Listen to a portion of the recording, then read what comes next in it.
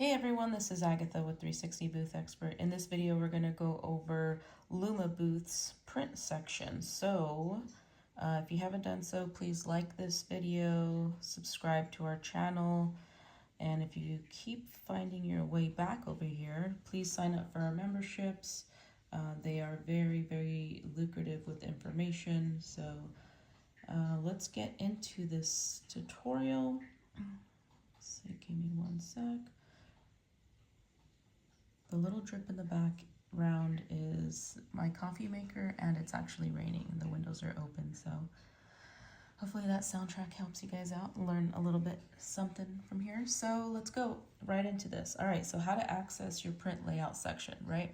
So when you have your Luma booth open and your event is launched, you're gonna hit that little triangle at the top, and then you're gonna hit print layout, which is this red button up here. And everybody's screen will look different. So if you're working on a photo booth with the horizontal like this, you're gonna have it look like this. And then for those of you that are working on it vertical, it'll look just a little bit longer than this. But everything else, the whole process is the exact same. So now that you've gone to this particular page, this is what the print layout will look like. Okay, and then what you're gonna do here is you could either design in this actual screen, or you can import.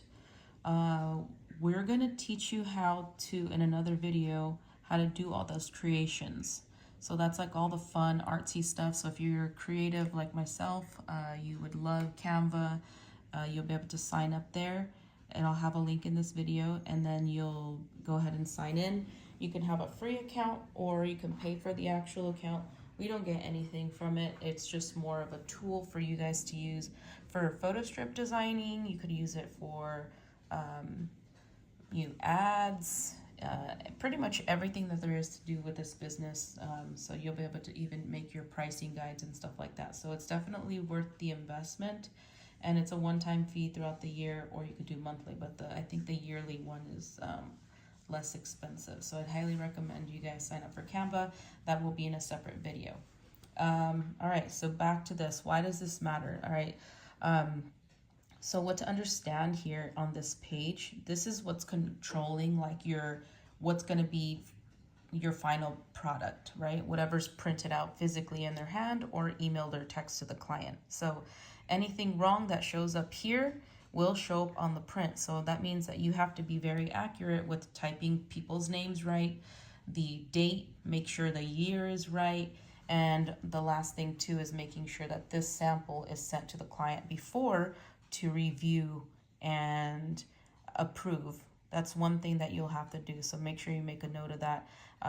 That way, at least come the day of the event, if they're like, hey, my daughter's name is spelled incorrectly, it's already been done, and it's not taking your time away from doing your event, okay? So remember, this is what the client is taking home physically, whether it's via digital or physical prints. So speaking of prints, there's two different paper sizes that you can do. Majority of the time that you're gonna use, I should say, is gonna be a 2x6 photo strips, which looks like this, layouts and layout. We'll see what we have here on the preset layouts. So I'm gonna just show you really quickly. 4x6s are usually like this, with 1 to 4 or 5 pictures depending on how long you want them to be in there.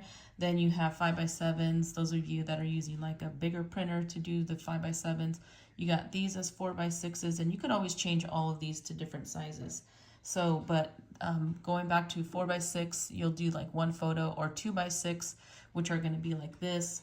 There's also the individuals. Those are usually used for digital. You could also, we'll show you how to print double on a page, because most, if you're using the RX1 620A, those you will be printing on this type of template, which is the 2x6, and then it will cut for you.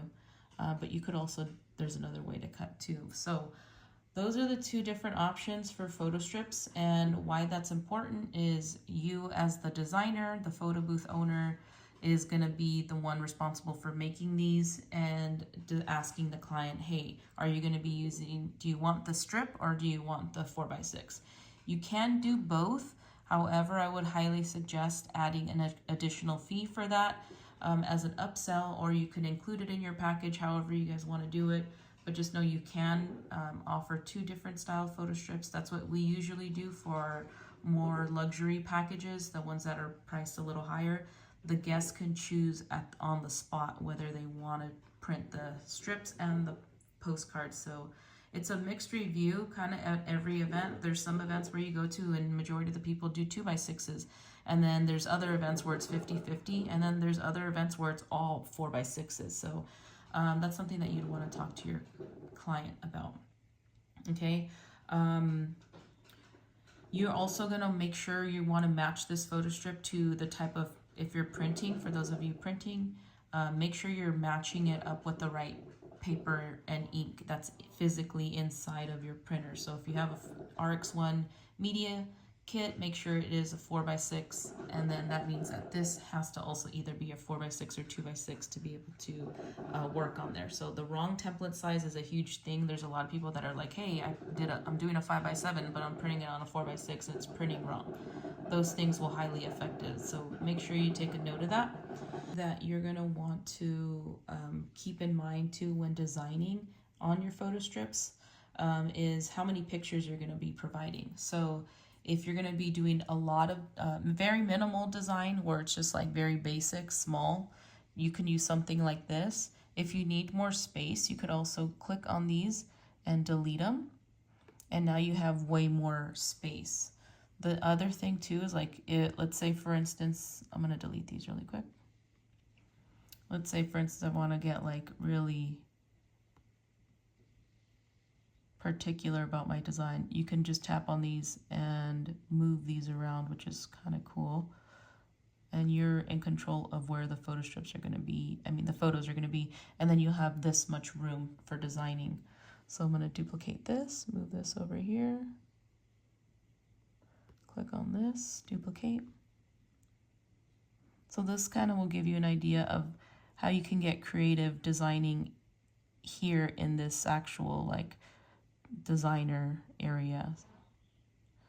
All right, so there you go. And then now you could even too, let me click over here. If you wanted to turn these in different orientations, just know that you can click on those photos and you have the option to change the orientation. That's a cool thing to use. Or you could also rotate these, let's say 90 degrees if you're doing like the full body portraits. So let's say 90 degrees. Oops. Or, sorry. There you go. So let's say if I wanted to do the photo strips, like 1, 2, 3, and have it cut vertical, you could also do something like that. Okay, so just know that you can just get creative as much as possible.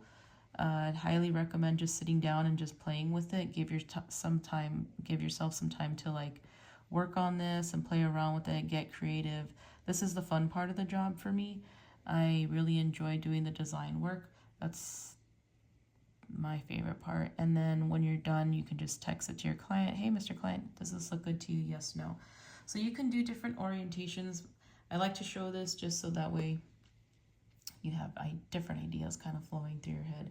All right, so I'm gonna just show you some more options back here. If I wanted to add an extra photo, you just click on that and it'll add it. And then same thing, you can do what you gotta do, moving those around. Other tools that you're gonna be using is duplicate, delete a lot. You're gonna use bring forward, bring back. So keep that in mind that you can move it based off of layers. You could also add your own text on here, which is cool. So let's say, for instance, you're gonna put that here, and then right here, you can do something like, congrats. Congratulations. Right, you could change the colors, the fonts. You can download fonts and install them into your tablet. You can move this around, you can move that around. So if you want the photo strips to look something like sideways instead of the traditional version. You could also add in images, which is cool. So like if you downloaded it from Google or a customer sent you their logo, you're able to pull it up directly from your iPad. So you just click here under image, choose your file. And let's say, for instance, I want to upload this design. It's just an old event. And then we'll move this over, right, line it up. And you could also grab the corners too if you need to make slight adjustments, and then send backwards. Looks good. So now that you have an idea of how to arrange these, how to add the photos, whether if you want them vertical or horizontal, another note too is just to make sure you're staying within the lines, because if it is cut off, like here it looks like I have a white line on the side, that will print. So just do a couple print samples too before actually starting, to make sure that everything's in like a safe margin and nothing's getting cut off or anything like that. So that's just another tip to keep in mind. You can also do like, keep in mind of like the margins in between, on the top, at the bottom. Those are always good to remember too for design work and stuff. Let's see, what else can we go over? Guest data, this is like if you want the customers to sign. Some people, they like that ability to be like, oh, let me sign my name on there. So just know that once you put that there, they're able to sign right after, which is a kind of a cool thingy, but most people don't like that. It's 50-50. And then also too, printing, since this one it's print to per page, print to secondary. So when we get into the printer options, we will go a little further into that on how to use that on the next one. So here we go, we'll get out of there. Presets, when you click on that, it just shows you the different ones that are available for you, so you can kind of work off of that. Keep in mind, the 4x4 is only for that. That's for only these sizes. You're going to be using ones that look like this. That one you can use, this one, this, and that right there. So just keep those in mind. And then I just want to go over one more thing too. Importing recent ones that you've worked on in the past, they'll be right there, so you can just kind of work off of these. I normally like to click on it and then just repost my new design at the bottom, since this is kind of like a template that I use for majority of those. So just know that as you start working on them, they kind of like build up into a library where you could just reuse them, which is nice. So keep that in mind. Import, you're going to click on here. If you're using them into your downloads, you can import them from here directly, or your iCloud or your iPad, depending on where you save it. Just know that that's where you're going to be importing. If you need to export it and send it to a customer, you can do this. You can airdrop it, you can text it to yourself, email, whatever you need to do to get this file over to the client to get that approved.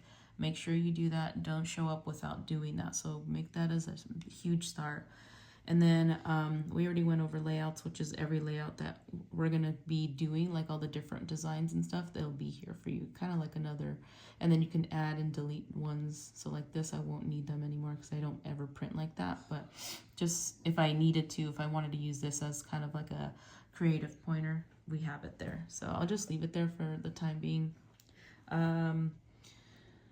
Another thing too about uploading, I wanted to tell you this, is the quality, making sure that your upload size matches to the same dimensions. So if you're using 2x6s, a Keynote 2x6 is 600 by 1800 or 1800 by 600. Those are the dimensions or pixels that you're going to be doing in Canva. For 4x6, if you're doing it vertical or horizontal, it'll be 1200 by 1800 or 1800 by 1200, either way, depending on the orientation that you're going to have. Make sure everything is high resolution, because if it looks grainy on the computer, it's going to print out grainy on the photo strip. So that's a huge no-no. Make sure everything looks as crisp as possible. There's some companies that will send you their logo and it's like super low resolution. And if it looks crappy on the phone even, it's going to look even crappier when it prints. Sorry for my language, but it's, yeah, you got to make sure you're making, you don't want to look bad for somebody else's mistake. So always ask for the highest resolution possible. Another thing too, before I start making photo strips, is making sure that they're sending me a copy of their invitation. Based off of their invitation, it usually kind of reflects the color scheme, or at least the theme of what they're going for. So always ask for that. Like this company, it was literally just blue with little lights and happy holidays, very basic. So I wanted to keep the photo strip kind of in theme And then when you get to the event, those color schemes are also, you'll see that they're kind of consistent throughout the event. So make sure that that's like a key thing that you ask for after you book the client, is asking for that invitation. So it kind of gives you an idea of how to design, what elements to incorporate, and all that. What else? Clicking. Let me see. Clicking here.